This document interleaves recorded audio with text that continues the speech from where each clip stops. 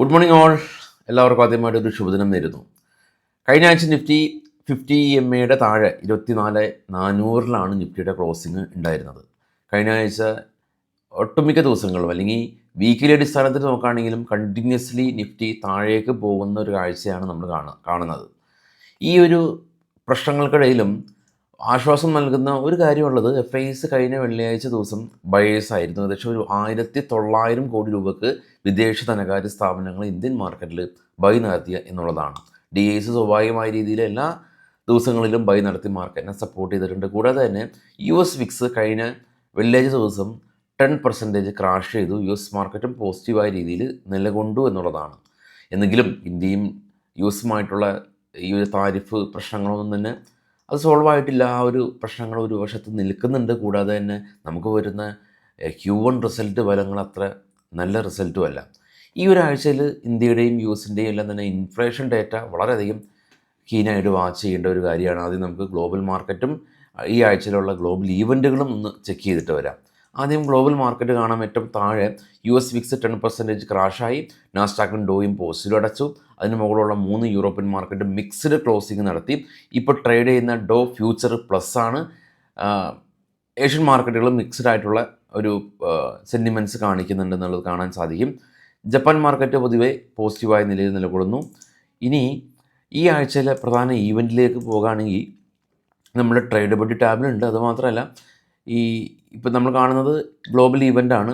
Dividend ഡീറ്റെയിൽസും IPO ഡീറ്റെയിൽസും എല്ലാം തന്നെ നമ്മുടെ ട്രേഡബിലിറ്റി ടാബിലുണ്ട്. ഈ വീഡിയോയുടെ ഫസ്റ്റ് കമൻറ്റിൽ ട്രേഡബിലിറ്റി ടാബിൻ്റെ ലിങ്ക് ഞാൻ പിൻ ചെയ്ത് വെക്കാം. നിങ്ങൾക്ക് അവിടെ ഒരുപാട് ഇൻഫർമേഷൻസ് കിട്ടും.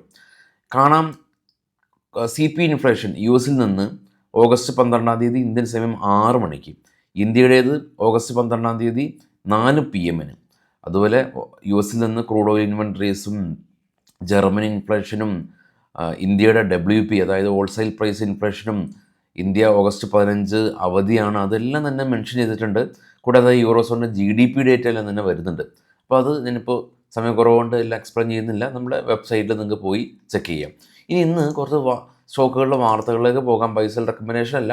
ടാറ്റ മോട്ടേഴ്സ് നെറ്റ് പ്രോഫിറ്റ് 30% ഇടിവ് രേഖപ്പെടുത്തിയത്. വോൾട്ടാസ് നെറ്റ് പ്രോഫിറ്റ് 58% ഇടിവ് രേഖപ്പെടുത്തിയത്. മണപ്പുറം ഫിനാൻസ് നെറ്റ് പ്രോഫിറ്റ് അവർ 57 കോടി രൂപ അവർ നെറ്റ് പ്രോഫിറ്റ് കരസ്ഥമാക്കി. Manappuram finance net profit 76% net പ്രോഫിറ്റിൽ ഇടിവ് രേഖപ്പെടുത്തിയിട്ടുണ്ട്. മണപ്പുറം ഫിനാൻസ് ഡോംസ് നെറ്റ് പ്രോഫിറ്റിൽ 10% അപ്സൈഡ് രേഖപ്പെടുത്തി. Power mech company net profit അവർ 30% ഇയർ ഓൺ ഇയർ വർധനവ് രേഖപ്പെടുത്തി. ജയ് ബാലാജി 209 കോടി രൂപയിൽ നിന്ന് 70 കോടി രൂപയിലേക്ക് പ്രോഫിറ്റ് കുറഞ്ഞു. ജീനസ് പവർ 42 നിന്ന് 128 വർദ്ധിച്ചു പ്രോഫിറ്റ്. ഗുജറാത്ത് ആൽക്കലീസ് കമ്പനി 44 കോടി രൂപ നഷ്ടം ഉണ്ടാക്കിയ കമ്പനി ഇത്തവണ 13 കോടി രൂപ നഷ്ടം കുറച്ച് വന്നിട്ടുണ്ട് അറ്റ്ലീസ്റ്റ്. രാംകോ സിസ്റ്റം 19 കോടി രൂപ നഷ്ടം ഉണ്ടാക്കിയ കമ്പനി ഇത്തവണ 9 കോടി രൂപ പ്രോഫിറ്റിലാണ്. ലെമൺ ട്രീ ഹോട്ടൽ 19 കോടി രൂപയിൽ നിന്ന് 38 കോടി രൂപയിലേക്ക് പ്രോഫിറ്റ് ഉയർത്തി. NCL ഇൻഡസ്ട്രീസ് 12 കോടി രൂപയിൽ നിന്ന് 20 കോടി രൂപയിലേക്ക് പ്രോഫിറ്റ് ഉയർത്തി. സൈമൺസ് 580 നിന്ന് 420 പ്രോഫിറ്റ് കുറഞ്ഞു. സൂപ്പർജിത്ത് എഞ്ചിനീയറിംഗ് 38 നിന്ന് 48 പ്രോഫിറ്റ് കൂടി. ഒലട്ര ഗ്രീൻ ടെക് 24 നിന്ന് 26 പ്രോഫിറ്റ് കൂടി. BML കമ്പനിക്ക് അവർക്ക് മലേഷ്യയിൽ നിന്നൊരു ഓർഡർ ലഭിച്ചു. മെട്രോയുടെ ഓർഡർ ലഭിച്ചു. Precision wire company production capacity വർദ്ധിപ്പിക്കുന്നു. ഹൈടെക് പൈപ്പ് 18 നിന്ന് 20 കോടി രൂപയിലേക്ക് പ്രോഫിറ്റ് കൂടി.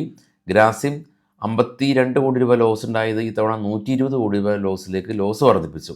നമ്മൾ കണ്ടതുപോലെ തന്നെ Q1 റിസൾട്ട് ഫലങ്ങളിൽ തന്നെ അത്ര നല്ലതല്ല. അതിൻ്റെയോടൊപ്പം തന്നെ താരിഫ് പ്രശ്നങ്ങളും കൂടാതെ US മാർക്കറ്റിലുണ്ടാകുന്ന ചാഞ്ചാട്ടവും FIസിൻ്റെ പിൻവാങ്ങലും ഒക്കെ തന്നെയാണ് നിഫ്റ്റി അതിൻ്റെ 25,400 എന്ന റേഞ്ചിൽ മേജർ സപ്പോർട്ട് സോണുകളെല്ലാം തന്നെ പൊട്ടി താഴെ ഈ ഒരു ലെവലിൽ വന്നിട്ടുള്ളത്. പക്ഷേ FIs കഴിഞ്ഞ വെള്ളിയാഴ്ച ബയേഴ്സ് ആയിരുന്നു എന്നുള്ളതാണ് ഇന്നത്തെ, അതായത് കഴിഞ്ഞ ആഴ്ചയിലെ ഏറ്റവും ഒരു പ്രത്യേകത ഉള്ള ഒരു കാര്യമായിട്ട് വന്നത്. ഇനി കാത്തിരുന്ന് കാണാം. കോഷ്യസ് ആയിട്ട് തന്നെ ട്രേഡ് ചെയ്യാൻ ശ്രമിക്കുക. Thank you.